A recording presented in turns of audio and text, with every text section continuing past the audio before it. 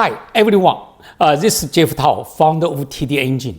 We are working on industry data infrastructure, helping manufacturers to turn data into operational insights and make better decisions. Today, I'm really glad to be joined by Jeff Winter. Jeff is one of the most recognized voices in Industry 4.0 and digital transformation, and he's well known for connecting manufacturers with new technologies and solutions with practical operational outcomes. In this conversation, we are going to talk about how industry data infrastructure needs to evolve in the AI era.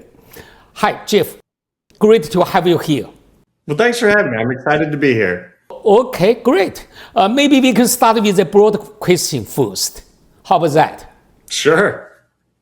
Okay. Over the past decade, manufacturers has invested heavily in connecting data. They build a SCADA system, MES, ERP, IoT platforms, and even modern cloud data infrastructures. But they are still struggle to turn data into real operational value. From your perspective, why is that still such a common challenge, Jeff? That's a great question, because if you zoom out, the scale of what we're talking about is absolutely ridiculous. And it's really hard for most people to grasp the amount of data that we're actually generating today. According to IoT Analytics, we're actually surrounded by a staggering 21.1 billion connected IoT devices globally. And that doesn't even include cell phones and laptops. And a big portion of those devices actually sit in industrial environments. You have your machines, you have your PLCs, sensors, and they're all streaming data continuously. So we don't have a data shortage problem. We have a data surplus that no one fully knows how to metabolize. In fact, according to IDC in 2025, it's estimated that only 3% of enterprise data is ever analyzed, let alone acted upon. And yet, even with all this data inside most plants, decision-making still feels slow and fragmented and human heavy. And you may ask, but why? And I think it's because we've optimized for data creation, not decision efficiency. So we built pipelines that move millions of time series points per second. But we didn't redesign how a maintenance engineer decides whether to shut down a line or how a supervisor reacts to a drift in quality. So what happened? Well, people export to Excel. They overlay trends. They debate interpolations in meetings. And in a lot of cases, we end up with digitized observations, but no real resolution. And there's a pattern here that's hard to ignore. The more data you add without actually changing the decision model, the more cognitive load you actually introduce. I mean, at some point, more data doesn't actually make things easier. It makes decisions harder, and alignment becomes, harder as well. And you end up in this strange space where everything is measurable, yet very little is decided faster because of it. Great, Jeff. I completely agree. What we see in many industry environments is that the data connection is largely solved. Okay, but interpretation is still very minor. So the decisions cannot be decided faster, right? The data is there, but engineers still need to build dashboards, compare trends, investigate anomalies, and connect the signals back to assets, events, production conditions. That takes time, and it means decisions are more reactive instead of proactive. So the bottleneck has shifted. It's no longer just about connecting more data.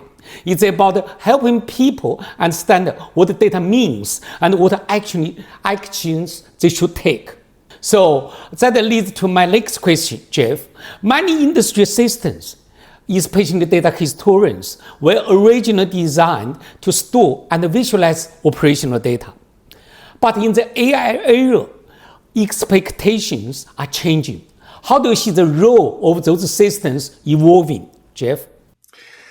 So I view it as industrial systems today are still answering the same question that they were born to answer. What happened?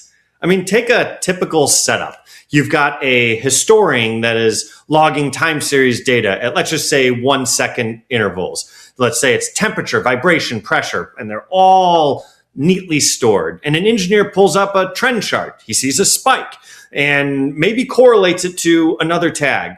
But then he starts asking, was that a process issue? Was that equipment degradation or just bad input material? The system doesn't answer that, though. What it shows is only the spike. Or let's say you look at a SCADA alarm flood. You might get 300 alarms in just a very short window. The system logs each one, timestamps it, and categorizes it. But it doesn't tell you, hey, those 287 alarms are actually downstream noise. This one is the root cause. So what do people do? They manually try and make sense of it. And that's the gap. I mean, we built systems that are excellent at storing and retrieving signals, but almost completely silent when it comes to prioritization, when it comes to causality, when it comes to taking action. And as environments scale, that silence kind of becomes expensive, because now you're not just interpreting one machine, you're interpreting fleets of machines, lines, entire plants, and the cost of interpretation doesn't scale linearly. It just compounds exponentially. So the evolution isn't just add AI or add analytics. It shifts the responsibility from, well, here is the data, go figure it out, to here is the situation, here is what matters, and here's why. Now, technically speaking, that means layering in things like knowledge graphs that map relationships between assets, processes, materials, alarms, operators, and outcomes. It means adding things like contextualization layers that connect historian data to MES or CMMS or ERP and quality systems. It means introducing things like industrial ontologies that standardize meaning across tags, assets, systems, and sites. Because right now, most systems treat every signal like it deserves equal attention. And in reality, almost none of them do. Okay, that's a very important point, Jeff. Historically, many industry systems were designed around connecting, storing, and visualization operational data. They did a very good job for past decades. But now, the expectation is changing. People don't just want the system to choose them data.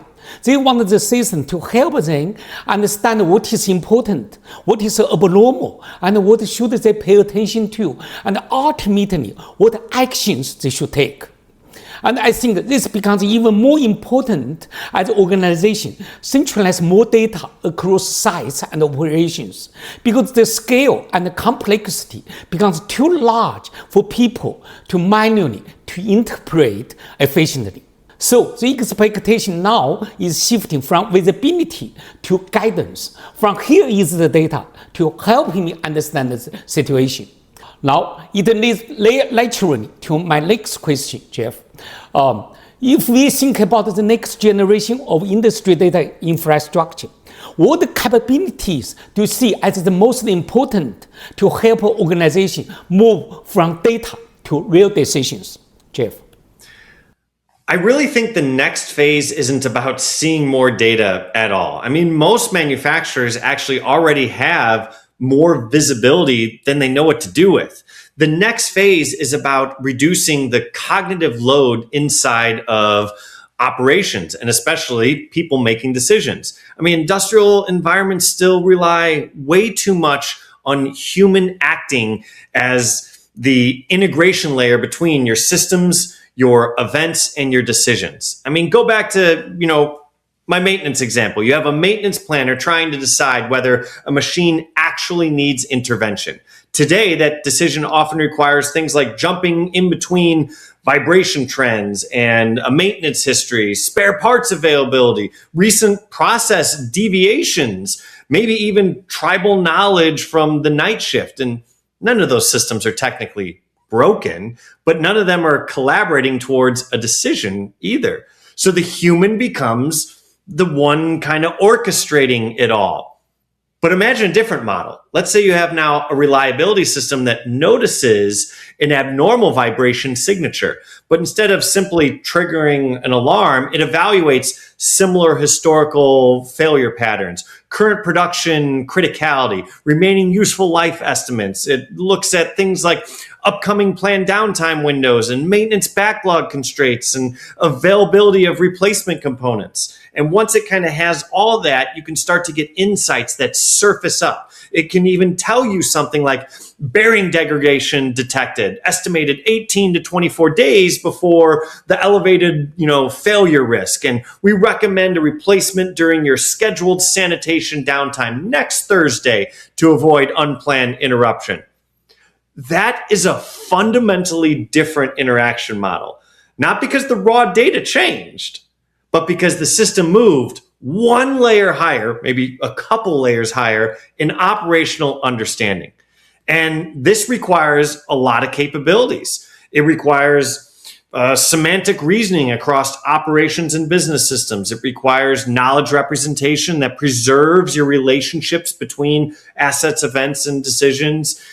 Even in some cases, temporal models that understand progression, not just snapshots. It will rely on probabilistic inference instead of just binary rule-based logic, and event orchestration that is actually looking at different functions if you're pretty advanced across maintenance and production and quality and supply chain domains. And that shift is already underway in some cases. Industrial systems are slowly evolving from a system of record to a system of intelligence that ideally will get to a system of operational guidance. And once that transition starts happening at scale, the bottleneck changes completely. The problem is no longer, can we collect that data? It becomes, how fast can the organization understand, align, and respond to what the system already knows? I think I really like what you said. How fast to understand the data, right? Because I think that's exactly where expectations are changing. Historically, a lot of operational knowledge existed inside experienced engineers and operators. And the process of turning data into understanding was still very manual, was very, very slow. But now, people are starting to expect the system to help them to compress that process, to help surface patterns, connect the context, and guide investigations much more efficiently. Now, AI can generate text, images, videos, code, and even execute tasks. Of course, people will think AI can generate insights from operational data even without queries from humans. Even in my own work, I use tools like Cloud Code to generate code and improve development efficiency dramatically. Once you experience that, your expectation changes. You start asking why other systems cannot provide the same level of assistance. So it's no longer just about accessing data or analyzing data. It's about getting guidance delivered in a time and efficient way that people can actually act on. There are many tools on the market to help people understand the data and get insights, but they just cannot do that in a very efficient way. So let me move to another important question. Jeff, from your perspective, how is AI actually changing the way organizations use industry data? And what kind of impact are seeing or expecting in practice? I love this question. The conversation around AI almost always gets framed as replacement, but I would argue it's not. What it's actually doing is redistributing how expertise shows up across the organization. In most industrial environments, expertise is usually unevenly distributed. You have a handful of people that actually really understand the process deeply. Everyone else just operates around that knowledge. So what happens? A decision bottleneck kind of builds up. Your escalations end up piling up, and the organization moves at the speed of its most constrained experts. But AI starts to relax that constraint. And not by making everyone an expert. Don't get me wrong. That's not what it's doing. But what it's doing is it's embedding pieces of the expert thinking into more places. So instead of needing the reliability engineer to diagnose every single issue, you give operators and the frontline engineers a starting point that's informed by patterns that the expert would have already recognized. And over time, that changes the shape of work. I mean, experts end up spending less time answering repeated questions over and over again and more time refining how the system itself actually thinks, which is a very different kind of leverage than we've ever had before. Jeff, that's a great point, especially around reducing dependence on small group of experts. In many environments, the challenge is not just getting insights, but making those insights available consistently across different teams and locations. And I think a good analogy is still what we are seeing with code generation, because I'm a software engineer. Traditionally, you need a large number of developers, especially senior software engineers, to build and maintain a complex system. Today, those experts are still very important. But with AI, they can work on a much larger scale and handle more complex problems instead of spending time on repetitive tasks. For example, traditionally, it may require hundreds of software engineers to build good data historians. But now, with AI, the same team can deliver much more than a data historian with much short time. I think something similar is happening in industry operation. It's not about replacing experts, but about enabling them and the rest of the organization to operate much more efficiently and at scale. Now, let me move to another important question. A lot of Industry 4.0 solutions have historically been adopted by larger enterprises. What do you think needed to change for SMB and middle market manufacturers to benefit from this kind of capabilities? So historically, yes, advanced industrial capability came with a heavy entry fee. Not just in software cost, but in implementation time, in integration complexity, and even the need for specialized teams. So the reality was kind of simple. If you didn't have scale, you didn't get access. And AI creates a chance to break that pattern, but only if we change how solutions are actually delivered. Because if you take that same complex architecture and just try and add AI on top of it, you really haven't simplified anything. You just kind of made a more complicated and abstracted system. Now, small to mid-sized businesses don't really need a trimmed down version of enterprise platforms. What they need is systems that assume limited internal data engineering capability. They have to assume minimal tolerance for long deployments, and they have to assume a need for immediate visible value. And if the system requires them to adapt to it, it might not stick. So the bar is very different. And if we don't design for that explicitly, we'll just recreate the same access gap that we've had for the last 20 years or so. I completely agree. In many ways, AI is becoming a key technology for democratizing access to these capabilities. In the past, advanced data infrastructure and analytics were often only practical for larger enterprises because they required significant investment both in tools and in people. With AI, there is an opportunity to lower that barrier so that more manufacturers, including SMBs, can actually benefit from these capabilities. But as you said, that only works if the systems are designed to reduce complexity, not increase it. Which leads to my next important question, Jeff. For executives who are thinking about modernizing their industry data infrastructure today, what should they prioritize to make sure they are ready for AI-driven operations? So a lot of executives are asking for AI strategies right now, and a lot of them are demanding them of their employees or even their service providers. But the real issue I see isn't the lack of ideas that they're coming up with. It's actually the lack of constraint that they're putting on, because AI is a unique technology. It's one of few, if not the only one, that generally touches absolutely everything. I mean, we're talking every function, every workflow, every role in every industry, everywhere. And people are treating it as this magic box that can do anything.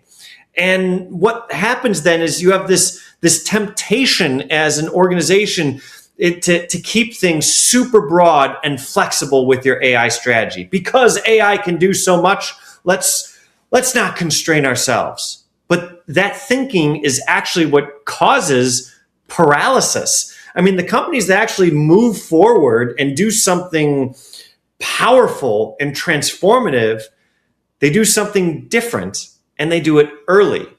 They choose specifically where to focus, and they accept that everything else is going to wait. They're going to anchor their AI into specific decisions that they are looking to improve. It could be reducing unplanned downtime. It could be improving yield. It could be shortening cycle time. Whatever it is, it doesn't really matter. But they're not just exploring AI broadly to see what it can do wherever it can do it.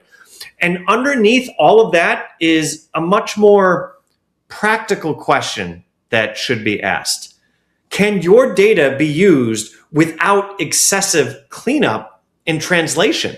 Because if every use case starts with we need to fix that data first, you don't have an AI problem. You have a foundational problem. And AI doesn't solve that. All it's doing is just making you realize how big that foundation problem actually is. Jeff, that's a very clear strategy. Especially like your last point about the foundation problem.